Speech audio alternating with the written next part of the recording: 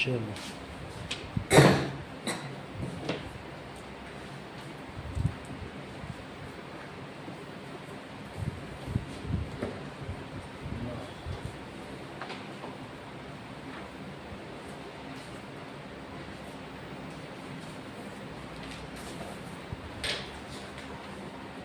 सभी micro organisms के बारे में हमने नोट लिख लिया है कौन कौन से होते हैं. Okay, where do microorganisms live, ये कहाँ रहते हैं. So microorganisms live in air. बहुत सारे तो एयर में भी रहते हैं, बहुत सारे बैक्टीरिया हैं जो हवा में, वायरस तो हवा में घूमते ही रहते हैं, कोरोना वायरस ये सब. और कभी जो फ्लू हो जाता है किसी से किसी को, कोल्ड कफ कोल्ड, इनके वायरस भी हवा में.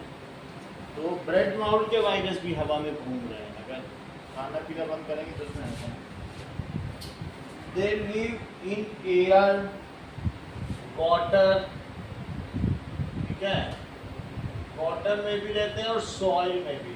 बहुत सारे बैक्टीरिया सॉइल में भी हैं. These can live even in extreme cold climate. अगर बहुत निगेटिव टेम्परेचर है, बर्फ जहाँ जम रही होगी वहाँ भी रह जाएंगे, क्योंकि वहाँ पर भी सब्जियाँ सड़ती हैं तो वो बैक्टीरिया ही तो सड़ाते हैं. एंड और कहाँ रहते हैं, एंड एक्सट्रीम हॉट क्लाइमेट, जहाँ बहुत गर्मी है वहाँ भी रह सकते हैं. तो इस तरीके से ये सब जगह है. ये दलदली क्षेत्रों में भी रहते हैं, मार्शी लैंड जानते हो, इवन डेजर्ट में भी रह सकती है, ये इस जगह पे भी रह सकती है. So these are also found. कहाँ पाए जाएंगे, in desert and in marshy land. Marshy का क्या मतलब है, दलदल, और डेजर्ट का क्या मतलब है, रेगिस्तान. रेगिस्तान. सब जगह पाए जा सकते हैं जहाँ बहुत गीली मिट्टी हो, मड हो, कीचड़ हो, वहाँ भी पाए जा सकते हैं. Now friendly micro organisms. अब एक और हेडिंग आपकी बुक में है, फ्रेंडली माइक्रो ऑर्गेनिज्म. कुछ ऐसे होते हैं जो क्या करते हैं, सम माइक्रो ऑर्गेनिज्म कन्वर्ट कर देते हैं वेजिटेबल वेस्ट को कंपोस्ट में बदल देते हैं. तुमको मालूम है, वर्मी कंपोस्ट, कंपोस्ट, इन सब में बदल देते हैं. इसका मतलब वो अच्छे हैं. Convert vegetable waste and cow dung. वरना काउ डंग का कोई काम नहीं अगर वो माइक्रोब उसे बदलेना, इनटू यूजफुल कंपोस्ट. और कंपोस्ट में बदल जाएगा तो क्या होगा, कंपोस्ट इंक्रीजेस सॉइल फर्टिलिटी.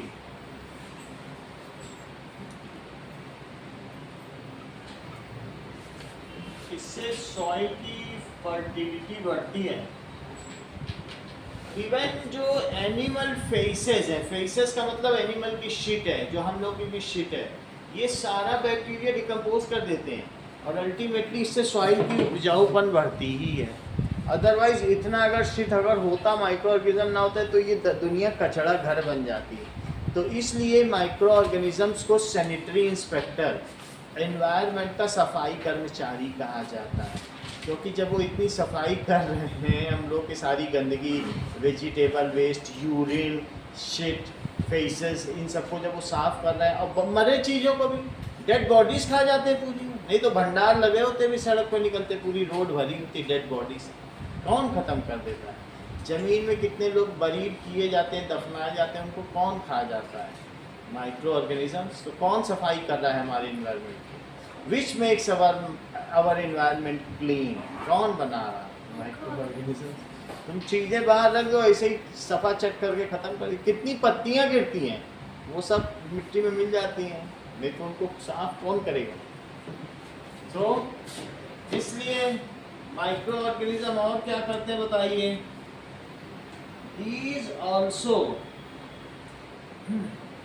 तो क्या करेंगे, सम बैक्टीरिया, ये सब काम बैक्टीरिया का है। Some bacteria digest animal faeces, यानी एनिमल की जो शिट होती है उसको भी खा जाएंगे। एंड ऑल्सो डिकम्पोज, क्या कर देते हैं, decompose dead bodies. Dead bodies जो जमीन में डाली जाएंगी, वरना उसमें वो ऐसे ही रहें। तो इस तरीके से ये काम करते हैं। और क्या काम करते हैं, कुछ डेड बॉडी को कर देते हैं, कुछ रूट के नोड्यूल्स में रहते हैं। तुमको मालूम है जो दाल होता है, तो दाल की जो जड़ें हैं उसमें ऐसे गांठें पाई जाती हैं। मेरा कहने का मतलब है रूट्स में, रूट नोड्यूल्स में राइजोपस बैक्टीरिया होता है ऐसा। ये देखो, हाँ राइजोबियम। और वो राइजोबियम बैक्टीरिया क्या करता है, ये देखो इसमें उपस्थित है, वो एटमॉस्फेयर के नाइट्रोजन को फिक्स कर लेता है। तो इसमें ये काला काला देख रहे हो, ये नोड्यूल्स, ये काला काला, ये देखो काले काले दिख रहा है, ये सब दाल की जड़ें। सही है। तो ये क्या करेंगे बोलो, सम, ये जो ब्लैक ब्लैक टाइप दिख रहा है, तो सम माइक्रो ऑर्गेनिज्म, तो ये भी आपने भी देख लिया है। ठीक है।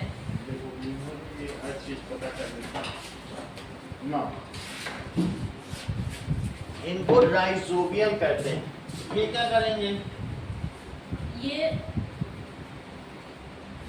सो ये दे fix atmospheric nitrogen and make it water soluble.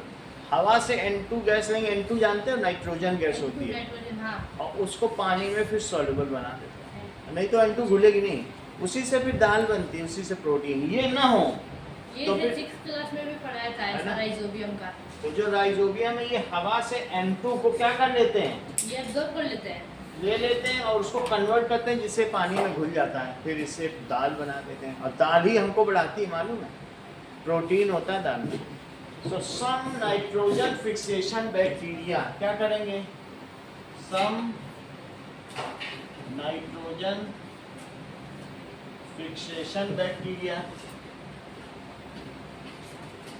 ये क्या करेंगे, फिक्स, उनका नाम क्या है, राइजोबियम। ठीक है। तो आइए सर, आइए आइए, आ जाओ। सम नाइट्रोजन फिक्स, वो क्या करेंगे, दे फिक्स एटमॉस्फेरिक नाइट्रोजन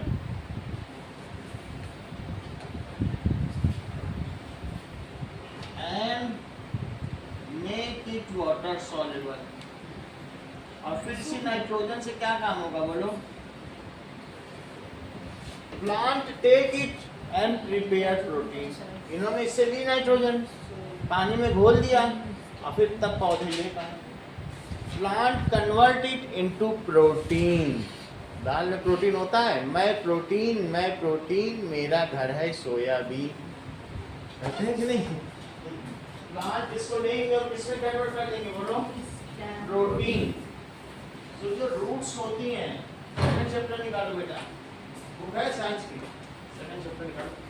तो जो रूट्स होती हैं उसमें, रूट्स में राइजोबियम पाया जाता है। ये देखो, ये ब्लैक कलर का देख रहे हो, ये राइजोबियम है जैसा मैंने बनाया है। ये नाइट्रोजन देकर इसको अरेस्ट करने का, वाटर सॉल्युबल बनाने का, फिर रूट से आकर के इसे प्रोटीन।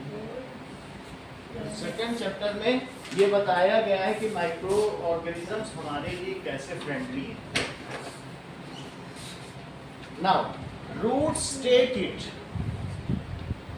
तो प्लांट्स इसको ले लेंगे, plants take it and convert into, इसमें बदल देंगे, बोलो प्रोटीन। इस तरीके से भी ये हमारे लिए फ्रेंडली हैं। एक चीज तो और जरा नीचे भी देखो, हम लोगों ने देखा है भटूरा बनता है, इडली बनती है, उसके लिए ईस्ट होता है। तो ईस्ट भी एक तरीके की माइक्रो ऑर्गेनिजम्स है। नाउ लेट अस सी, एक और चीज लिखो, लैक्टोबैसिलस बैक्टीरिया किसमें पाया जाता है? आरुष, बैसिलस बैक्टीरिया, क्योंकि तुम्हारी बुक में 10 लिखे हैं कि 10 यूजर्स लिखो, तो अभी हम 4 तक तो पहुंची हैं। एक्सरसाइज में लिखा है, एक्सरसाइज का क्वेश्चन। लैक्टोबैसिलस बैक्टीरिया क्या करेगा? फाउंड इन कर्ड, और ये क्या करेगा? It improves our immune system, ये हमारी प्रतिरोधक क्षमता को बढ़ाएगा। Our immune system, immune system का क्या मतलब है? रोग से लड़ने की क्षमता, प्रतिरोधक, रोग से लड़ पाएंगे। And so that we can fight from disease, so that we can fight against disease, कोई बीमारी आ जाए तो उसके लिए। फिर इसके अलावा जो ईस्ट है वो क्या करेगा? नाउ लेट अस सी, कभी कभी बैक्टीरिया और क्या काम करता है? Bacteria also help in making of, दूध जब खट्टा हो जाता है और सूख जाता है तो वो चीज बन जाता है, ठीक है? उसको क्या कहते हैं? That is margarita. अलग अलग तरीके का चीज़ है जो येलो चीज़ है। और अचार कैसे बनता है? आम से या नींबू से, उसमें भी बैक्टीरिया इन्वॉल्व, उसको गलाना पड़ता है, ठीक है? तो bacteria also help in making of चीज। और दूसरा है अचार बनाने के लिए, तो तुमने विनेगर देखा है? स्मेल किए विनेगर जो उसमें होता है, उस विनेगर में भी पाया जाता है, दैट इज एसिटोबैसिलस बैक्टीरिया। विनेगर में क्या होता है? एसिटिक एसिड, वो लोग सेक्रेट करते हैं। एसिटिक एसिड चाहे कभी नाम सुना भी हो, तो एसिटोबैसिलस बैक्टीरिया क्या काम करता है?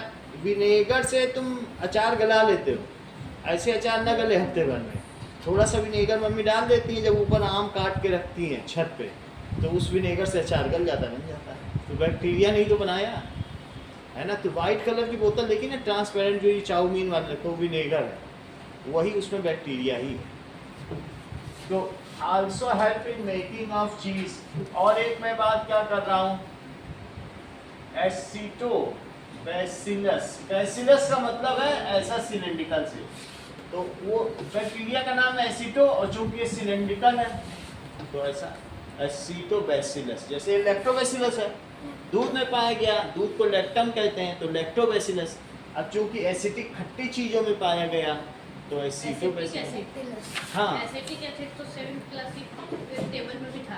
हाँ ना, तो वही एसिटिक एसिड जो है खट्टा खट्टा होता है, एसिटिक एसिड। पहले चैप्टर का होगा वो। तो एसिटोबैसिलस बैक्टीरिया क्या काम करता है बताइए? Is used for making food, food बनने में काम आता है, जैसे chow mein, food and setting pickles, pickle बनाने। आपको ये याद रहना चाहिए, अगर ये भूल जाओ तो विनेगर, और विनेगर भी ना याद रहे तो सिरका। सिरका मालूम है कि नहीं?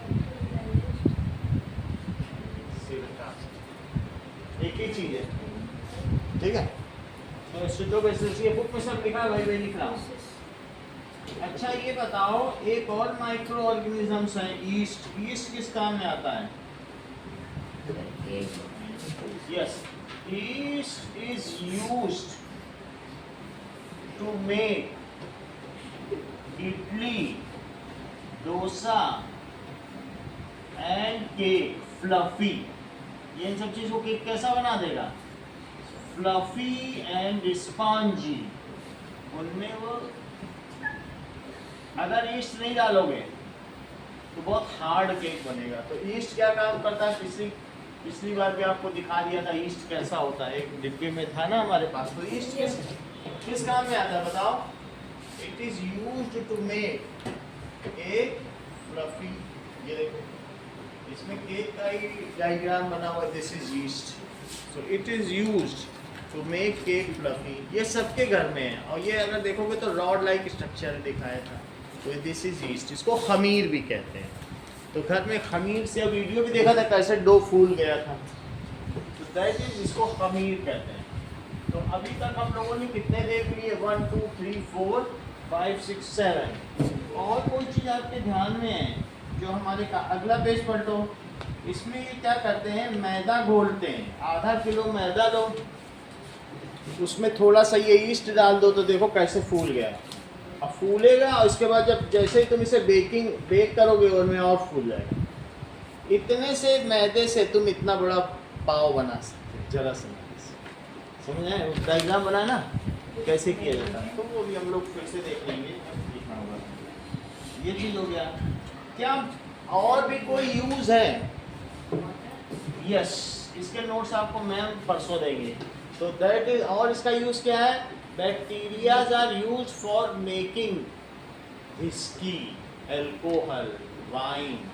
जो फल की शराब होती है, अंगूर की शराब को क्या कहते हैं बताओ? वाइन। क्या कहते हैं? अंगूर को बना के बने। अब बार्ली को बनाए तो रम। सबके अलग अलग नाम है। अगर अनाज से बनेगी तो रम है, और फ्रूट से बनेगी तो वाइन कहते हैं। चलो, तो क्या लिखा जा सकता है? Yeast is also used। देखो नीचे लिखा है किस किस से शराब बनाई जाती है, barley, wheat, rice, crushed fruit juice. तो ये चीज़ जो बहुत ठंडे देश है वहाँ के लोग इसको अपने डाइट में शामिल करते हैं। वो थोड़ा सा एक ढक्कन पीते भी हैं, वो अपनी वार्मथ के लिए। उनको फिर खाना पचता नहीं है, वो लोग मीट खाते हैं। अगर वो वाइन पियेंगे तो उससे उनकी बॉडी में बैक्टीरिया चला जाता है, उस बैक्टीरिया से खाना पच जाता है। बस यही है, सही है। तो इसका मतलब है कि यीस्ट का एक काम क्या है? खमीर बनाने में। डो को, डो जानते हो ना, दैट इज डो, जो आटा गूंदा जाता है। तो डो को फ्लफी बनाता है। और यीस्ट और क्या काम करता है? It is use as a commercial purpose for making wine and whisky. ठीक है, तो यीस्ट इज ऑल्सो यूज्ड,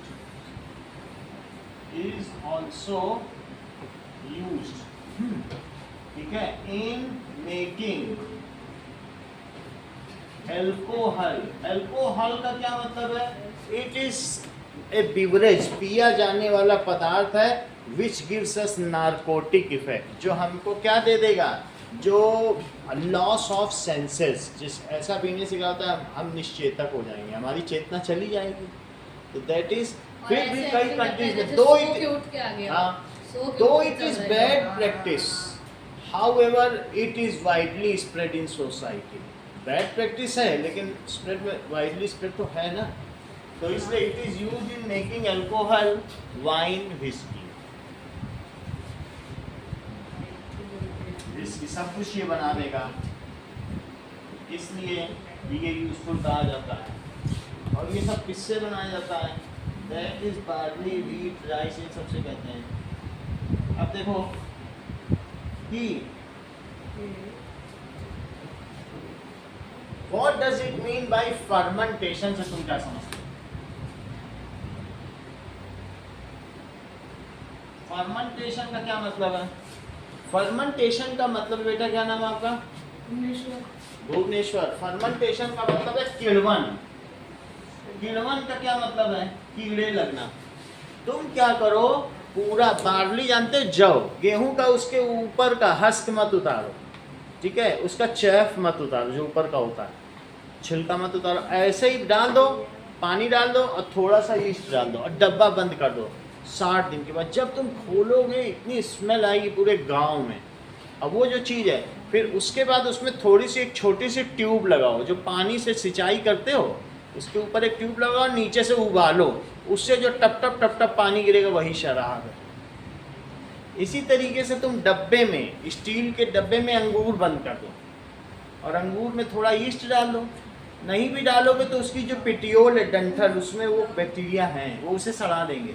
कभी तुमने देखा है सड़े हुए अंगूर की स्मेल? वो बिल्कुल अल्कोहल की तरह ही महकती है। तो वास्तव में उसकी डंठल पे बैठे वो, इसी चक्कर में ये थोड़ा कमज़ोर पड़े, इसको खा लिया जाए। बैक्टीरिया भी तो अपना एनर्जी चाहते हैं। तो हमें क्या करना है बताइए? फर्मेंटेशन का तुम्हारे में क्या प्रोसेस लगा है? इस देखो, अगला एक हेडिंग है, फर्मेंटेशन पढ़ो। फर्मेंटेशन का क्या मतलब है? दैट इज कन्वर्टिंग ऑफ, किसको बोलो? Sugar in alcohol. हाँ, शुगर किस में प्रेजेंट होगी बोलो? Converting of sugar. Natural sugar होती है, किसमें होती है बोलो? यस, फ्रूट्स में। इन फ्रूट्स में भी होगी और बार्ली में भी होगी, बार्ली में भी हो सकती है। और किसमें होगी? बार्ली का मतलब जौ है, गेहूं, जिससे गेहूं बनता है। व्हीट, गेहूं से भी बनाई जा सकती है, सीधा गेहूं से भी बनाई जा सकती है, व्हीट की शराब। राइस की भी, और भी कोई भी चीज होती है, इन सब से बनाई जाती है। तो fermentation of natural sugar present in fruits, किसमें कन्वर्ट करना बोलो? It is converted into alcohol with help of east, is called, इसको क्या कहते हैं? फर्मेंटेशन। ठीक है? नेचुरल शुगर, प्राकृतिक शर्करा, जो कि जौ में, फलों में, चावल में उपस्थित है, उसको ईस्ट के माध्यम से अल्कोहल में बदल देना किण्वन कहलाता है। That is converting it, converting किसमें बोलो? Into alcohol with help of east, with help of east is called fermentation. इसे फर्मेंटेशन कहेंगे। ओके, अब देखिए, ये सभी नोट करो, नोट करिए। फर्मेंटेशन की डेफिनेशन नोट करो।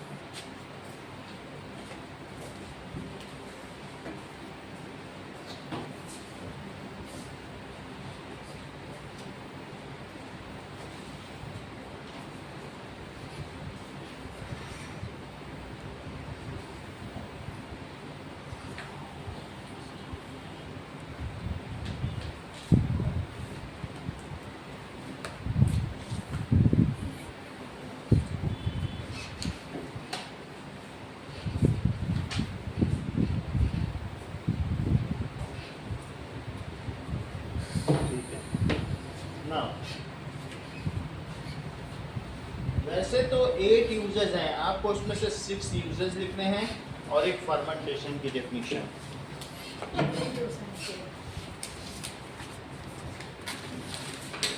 मंडे को आपके सब छोटे पेपर मिल जाएंगे।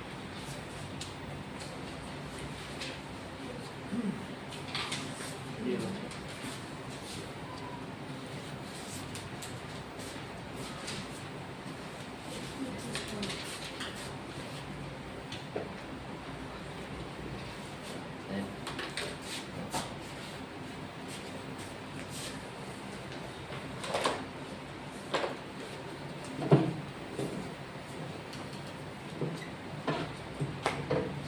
पेज नहीं मिला? नहीं, वो पेज मांग रहा हाँ? है, लिखने के लिए पेज मांग रहा हूँ, नहीं चाहिए।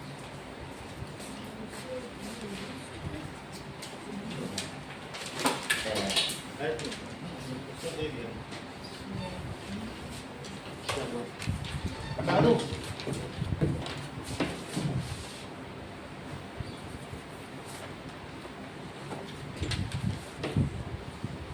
आप फोन नंबर उसमें लिख देना अपने पेपर में बेटा। तो जो ये पीडीएफ आपको मिल जाएगा, जो बोर्ड में है ना, वो डेली का वीडियो भी मिल जाएगा जो बन रहा है, इसका link. So right any 6 uses of microorganism define fermentation and write 6 uses of microorganism.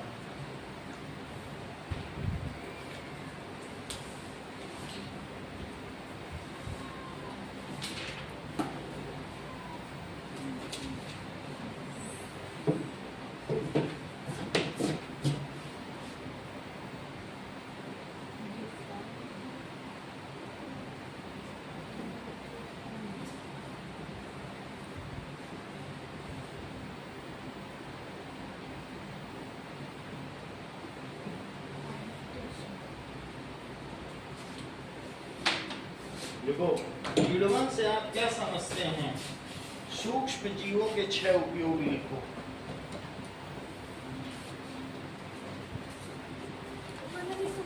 हाँ? हाँ वही तो।